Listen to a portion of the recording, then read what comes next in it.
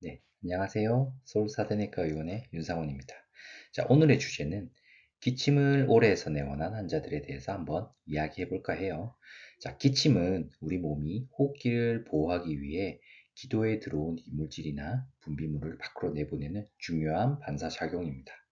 그런데 아주 사람을 불편하게 하고 무슨 병이 있지 않을까 하고 고민하게 만드는 그런 증상이기도 합니다.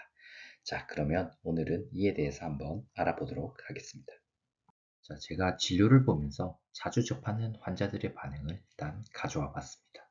자, 먼저 첫 번째는 2주 전에 감기가 생겼는데 다른 증상은 다 좋아졌는데 기침만 남아 있어요 라고 하시는 분도 있고, 3주 정도 된 듯한데 코가 뒤로 넘어가서 계속 기침이 나오는 것 같아요 라는 증상도 많이 받고, 오래된 것 같은데요, 밤에 잘 때 기침이 너무 심해서 잠을 잘 수가 없어요 라는 분과, 어릴 때부터 환절기나 겨울철만 되면 기침이 너무 많이 나와요. 숨쉬기도 답답하고요. 라고 이야기하시는 분들을 저는 참 많이 봤습니다. 여러분들도 혹시 이런 걸로 병원에 내원해 보신 적은 없으신가요? 자, 그렇다면 여기에 대해서 하나씩 알아보도록 하겠습니다. 자, 그런데 일단은 이 올해라는 추상적인 단어를 좀 구체화할 필요가 있을 것 같아요. 올해라고 하면 얼마나 이렇게 물어볼 수 있잖아요. 그래서 진단에 아주 중요한 기침의 기간을 한 세 가지 정도로 나눠서 한번 알아볼까 합니다. 자, 먼저 기간에 따라서 세 가지 기간으로 분류를 할 수 있는데요. 자, 3주 이내는 급성 기침으로 보통은 큰 문제가 없는 그런 기간이기도 합니다. 자, 3에서 7주는 아급성 기침으로 여러 가지 질병을 의심해 봐야 되는 기간이고, 자, 8주 이상은 만성 기침으로 정의하고 꼭 병원에 내원해서 천식을 포함한 엑스레이에 이상이 있는지 또는 다른 문제가 있는지 여러 가지 검사를 시행해야 될 기간입니다. 자, 그럼 앞서 봤던 환자들이 많이 하는 질문 중에 2주 전에 감기에 걸려서 좋아졌는데 기침만 남아있어요 라고 하는 환자의 질문에 대해서 한번 답을 해볼까 합니다. 자, 앞서 기침 기간을 세 가지로 나눴을 때 3주 이내의 기침에 해당하죠. 자, 먼저 결론적으로 일단 3주 이내의 기침은 지켜보셔도 됩니다. 보통은 감기 이후에 상기도 자극이 남아있거나 그리고 염증이 남아있어서 하는 기침이 많기 때문에 이는 3주 이내에 보통 자연스럽게 소실이 되기 때문에 보통은 큰 문제를 야기하지는 않습니다. 자, 지켜보셔도 되지만 유의해야 될 상황들이 몇 가지가 있습니다. 자, 먼저 첫 번째는요, 힘들지만 기침을 한번 참아보세요. 기침은 기침을 증폭시키고 이 기침을 하다 보면 기침 중추가 자꾸 자극이 되기 때문에 더 많은 기침이 나옵니다.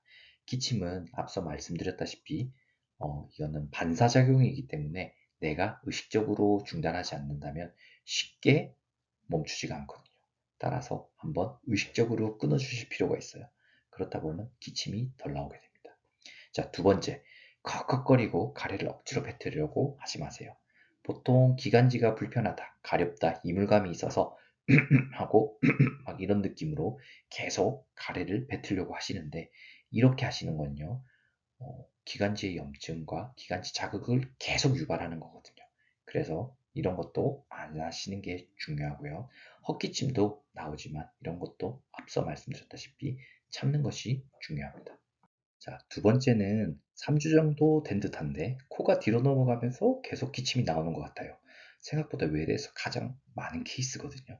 그래서 이 3에서 7주 정도에 되는 이런 기침에 대해서 한번 알아보고자 합니다. 자, 상기도 기침 증후군이 보통 3주 이상 기침, 아급성 기침과 만성 기침, 8주 이상의 기침을 포함해서도 가장 흔한 것 같습니다. 통계상으로도 그렇고요.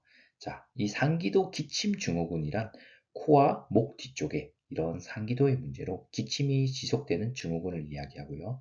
주로 알레르기 비염, 부비동염, 후비루 이런 것들에 의해 생길 수 있는데요. 자, 알레르기 비염은 말 그대로 알러젠이 코의 점막을 자극해서 콧물이 자꾸 나오는데 이게 뒤쪽으로 넘어가는 증상을 얘기하고, 부비동이란 우리 얼굴에는 여러 개의 공간이 있는데요. 여기에 염증이 생겨서 염증이 이렇게 축적이 되고 농들이 축적이 돼가지고 그게 코 뒤로 넘어가는 그런 증상이 후비루라고 하고, 여기에 염증이 생긴 것을 부비동염이라고 얘기하고, 이비인후과나 이런 쪽에서는 축농증 많이 차 있는 경우에는 충농증이라고 부르기도 합니다. 자, 상기도 기침 증후군은 이름만 들으면 치료하기 어려운 게 아닌가 이렇게 느낄 수도 있지만요. 사실은 간단합니다. 자, 나오는 기침은 결과론적이기 때문에 이 기침을 억제하는 것이 아니라 코의 부비동염이라든지 그리고 알레르기 비염 이런 것들을 치료하는 게 우선입니다. 그래서 간혹 3주 이상 기침을 하시는 분들한테 제가 알레르기 약을 처방하면 환자분들이 다시 와서 물어보곤 합니다. 선생님, 저는 알레르기가 없는데 왜 알레르기 약을 처방하셨을까요? 이렇게 물어보시는 분들이 있는데요. 상기도 기침 증후군이 보통은 부비동이라든지 코의 염증, 자극 이런 것들을 만들기 때문에 알레르기 약을 종종 사용하게 됩니다. 자, 그 다음은 밤에 잘 때 기침이 너무 심해서 잠을 잘 수가 없어요. 이런 질문과 환절기나 겨울철만 되면 기침이 너무 많이 나와요. 숨쉬기도 답답하고요. 라고 얘기하시는 분들이 많은데 이 8주 이상 되는 이런 증상들을 호소하시는 분들은 꼭 천식을 진단하셔야 됩니다. 8주 이상의 기침에서도 가장 흔한 기침은 상기도 기침 증후군이긴 하지만 8주 이상의 기침은 사실은 천식을 포함해서 여러 가지 호흡기적 질환을 감별해야 되기 때문에 8주 이상 기침이 나온다면 꼭 병원을 방문하셔야 됩니다.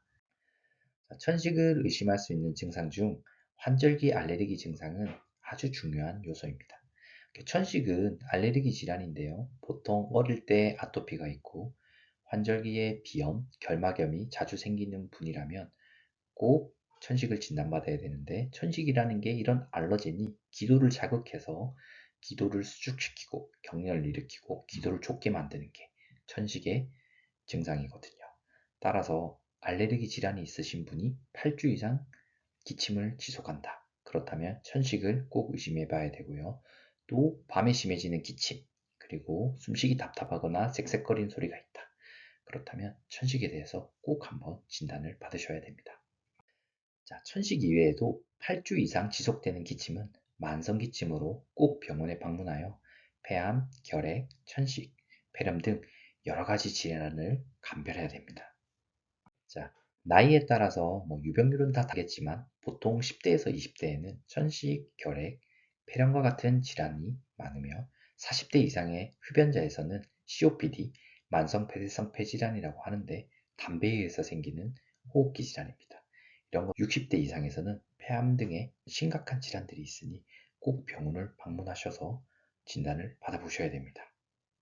자, 기침의 기간에 대해서 요약을 하자면 3주 이내의 기침은 일단 지켜봐도 되고 3에서 7주의 기침은 상기도 기침 증후군, 천식 등의 감별을 하기 위해서 알레르기 과거력이 있었던지 천식 의심 증상, 앞에서 말씀드린 밤에 기침이 심하거나 호흡이 불편한 증상 등이 있으면 꼭 병원을 방문해서 진단을 하시는 것이 중요하고 8주 이상의 기침은 꼭 병원을 방문해서 천식, 결핵, 만성 폐쇄성 폐질환, 폐암 등 여러 가지 질환을 감별하셔야 됩니다. 자, 내과적인 문제가 있으신가요? 저를 믿고 따라와 주시면 그 문제는 꼭 해결해 드리도록 하겠습니다. 저희 병원은 천식, 만성 폐쇄성 폐질환, 고혈압, 당뇨, 적정성 평가 1등급 기관으로 환자분들이 오시면 정성을 다해서 진료해 드리겠습니다. 그럼 시청해 주셔서 감사합니다.